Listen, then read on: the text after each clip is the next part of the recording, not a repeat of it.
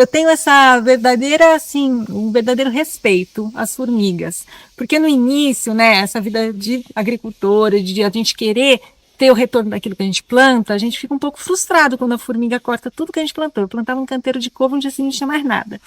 E aí a gente começa a entender o trabalho da formiga, a gente, assim, eu pelo menos, né, me senti, é, assim, com oportunidade de aprender com elas, né? Então, o que, que eu vejo aqui? Esse formigueiro faz a terra aqui ficar muito mais porosa. Então, aqui era uma área muito compactada, porque o antigo dono criava gado, era muito pisoteada. Então, o formigueiro aqui está exercendo uma função. E ele vai cortando as plantas conforme o estresse, a tensão no sistema, se a planta ainda não está com condições de desenvolver naquela situação, naquelas condições ambientais. Então, ela vai sempre manejando.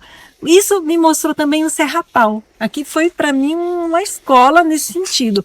Porque eu tinha manejado essa área aqui e o guapuruvu era jovem ainda e tinha o pé de poncã bem do lado.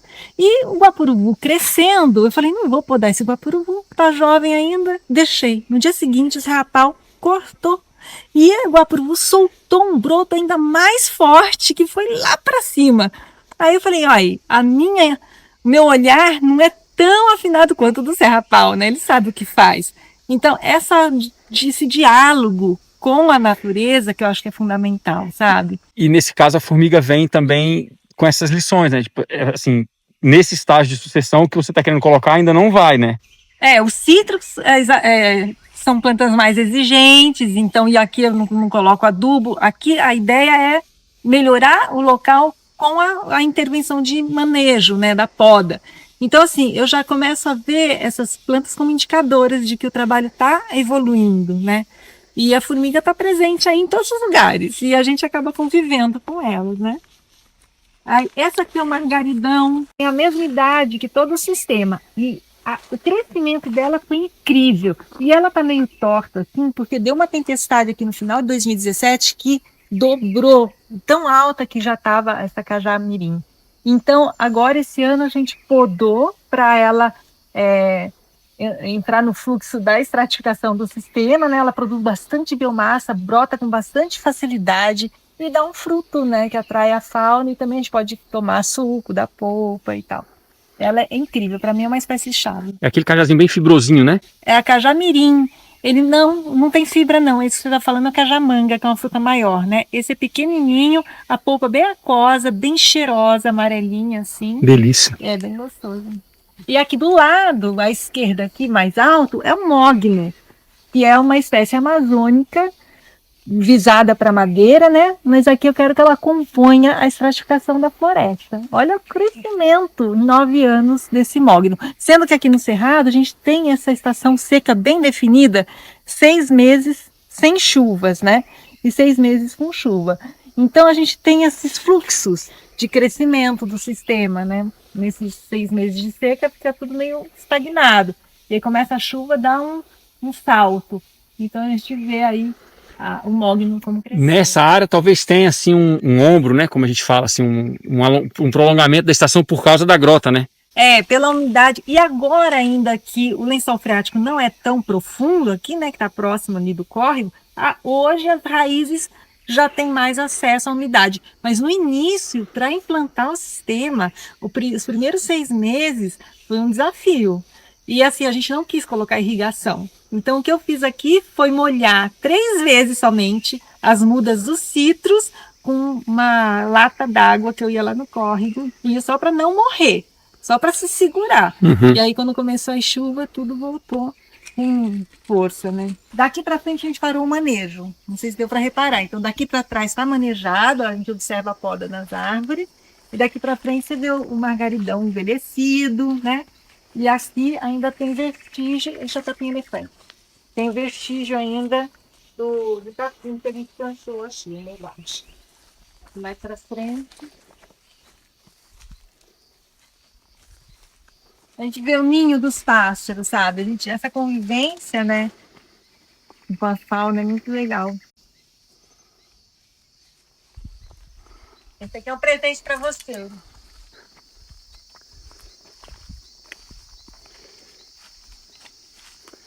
Delícia, adoro. Vê lá assim, ó, o sabor dela.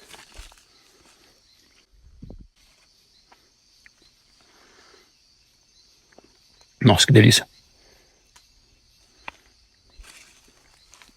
Obrigado.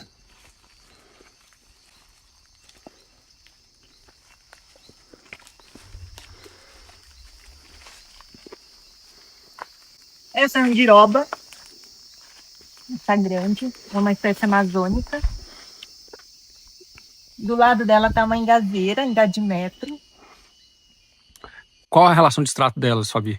Então, a Engá está criando a andiroba. Em breve, essa Engá... Andiroba é extrato emergente. Ela é Alto para lá. Da floresta do futuro. Ela vive muitos anos, né? E a engazeira não vive tantos anos assim.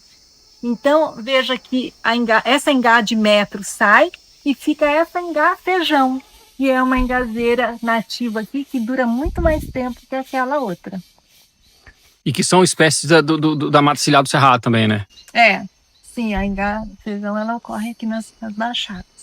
Aí a gente coloca a banana como uma das espécies de produção, né? Aqui atrás a gente vê um cachinho, como eu disse, por falta de manejo, né? Que a gente nunca aduba aqui, tudo isso.